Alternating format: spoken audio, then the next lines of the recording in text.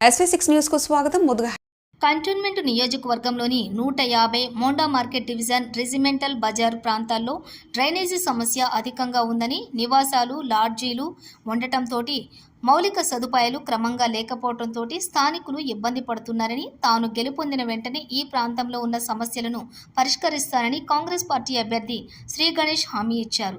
ఎన్నికల ప్రచారంలో భాగంగా రెజిమెంటల్ బజార్లో ఆయన ప్రచారం చేస్తూ ఓటర్లకు హామీ ఇచ్చారు.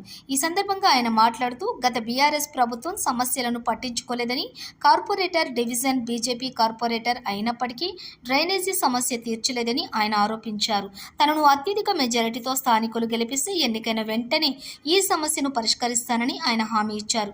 సంతోష్ మాతా టెంపుల్లోని శ్రీ గణేష్ ప్రత్యేక పూజలు నిర్వహించారు. ఈ కార్యక్రమంలోని కాంగ్రెస్ పార్టీ నాయకులు, నగర ఉపాధ్యక్షులు గౌరీశంకర్, డిబి దేవేందర్, నందికంటి రవి, బద్రీనాథ్ యాదవ్, బల్వంత్ రెడ్డి, నాగేష్ యాదవ్, బాబురావు తదితరులు పాల్గొన్నారు.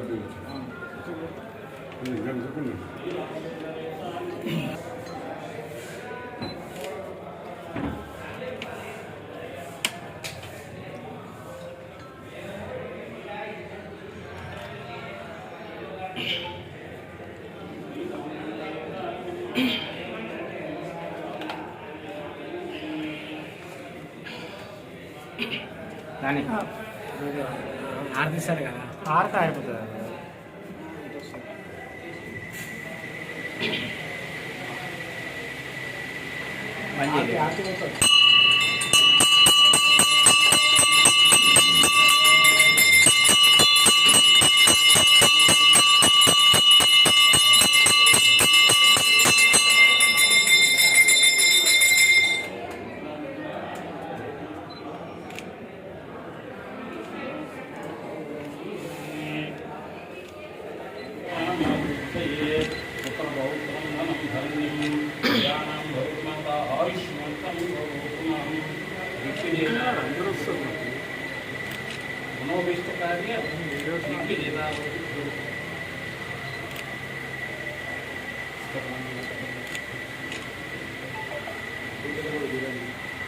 సమస్త కంటోన్మెంట్ నియోజకవర్గాన్ని నాతో మంచి చేయాలనుకుంటున్నా, చేసే విధంగా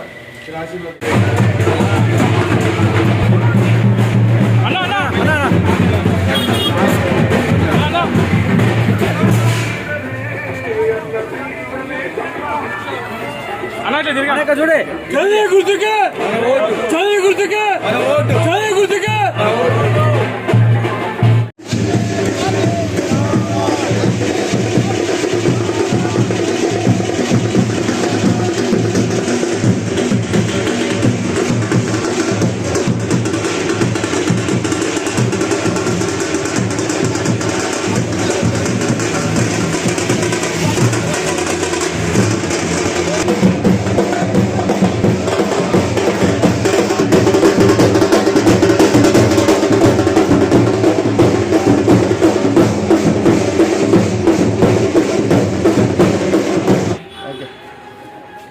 అందరికీ నమస్కారం. ఈరోజు ప్రచారంలో భాగంగా రెజిమెంటల్ బజార్ మొత్తము పాదయాత్ర చేస్తున్నాం. ఇంటింటికి వెళ్ళి వాళ్ళని ఓటు అడగడం, వారికి కాంగ్రెస్ పార్టీ 6 గ్యారంటీల గురించి, పథకాలు ఏవైతే ఉన్నాయో ప్రతి విషయాన్ని మేము వారికి వివరిస్తూ, వారికి వచ్చిన 3-4 నెలలనే 4-5 గ్యారంటీలు ఏదైతే ఎలక్షన్ ముందు హామీలు ఇచ్చారో అన్నీ నెరవేరుతున్నాయి. ఇప్పుడు ఎలక్షన్ కోడ్ కాబట్టి 1-2 అయిపోయింది. ఎలక్షన్ కోడ్ తర్వాత ఎలక్షన్ తర్వాత జూన్ 4 తారీఖు తర్వాత మిగతా పథకాలు కూడా అమలవుతాయి. మీరందరూ కాంగ్రెస్ పార్టీకి ఓటు వేయాలా. పార్టీ గవర్నమెంట్ ఉంది కాబట్టి మన పథకాలన్నీ ప్రతి ఒక్కరికి అందాలన్నా, మనకు చాలా సంవత్సరాల నుంచి రెజిమెంటల్ బజార్లో డ్రైనేజ్ సమస్య, వాటర్ ఇష్యూస్ ఉన్నాయి, ఇక్కడ రోడ్ ఇష్యూస్ ఉన్నాయి. ఎందుకంటే అప్పుడున్న జనాభాకు పైప్ లైన్ వేశారు. ఇప్పటికీ జనాభా చాలా పెరిగిపోయింది. ఆ పైప్ లైన్ సరిపోకుండా, పైప్ల క్వాంటిటీ సరిపోకుండా పొంగిపోతుంది. ఎక్కడ కూడా సిస్టమ్ బాగాలేదు, డ్రైనేజ్ సిస్టమ్. ప్రతి ఒక్కరు అదే బాధ చెప్తున్నారు. గతంలో బీఆర్ఎస్ ప్రభుత్వం ఉండే కాబట్టి ఇక్కడ ఏం పని జరగలేదు.